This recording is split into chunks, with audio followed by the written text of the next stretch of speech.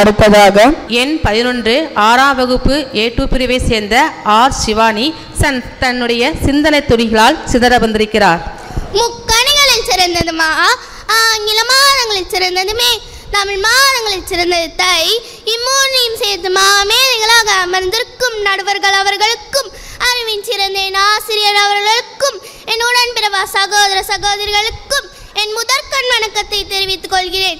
இன்று நான் பேச வந்திருக்க தலைப்பு என்னவென்றால், நான் விரும்பும் பாரதம். நான் விரும்பும் இந்தியாவில் கையேந்தும் மனிதரை கனவில் மட்டுமே காணவியலும். வறுமை என்பது வழக்கொழிந்த வார்த்தையாக இருக்கும். நான் விரும்பும் இந்தியாவில் காசுக்கு விற்பனையாகாது கல்வி.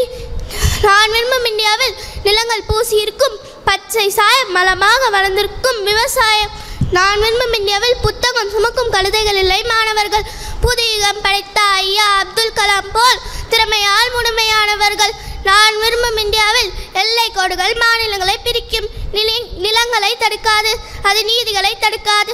மணிநீரும் மண்ணும் நிலையும் காடும் உடையது அரண் என்று வள்ளுவர் கூறும் அனைத்து சிறப்புகளையும் உள்ளடக்கிய அன்னை, இயற்கை அன்னையின் பாசத்திற்குரியது நம் இந்திய தேசம். தூய்மையான காற்று, தூய்மையான தண்ணீர் மற்றும் இயற்கை வளங்களை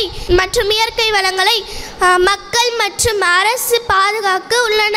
சாறு இல்லாத பழம் ருசிக்காது, வலி இல்லாத வாழ்க்கை ரசிக்காது. வெற்றி மட்டுமே என்றும் நிலைக்காது. தோல்வி கிடைத்தால் அனுபவம் பெறட்டும், வெற்றி கிடைத்தால் அடக்கம் பெறட்டும். முடிவில் வணங்குவது என் வழக்கம். வாய்ப்பிற்கு நன்றி, வணக்கம்.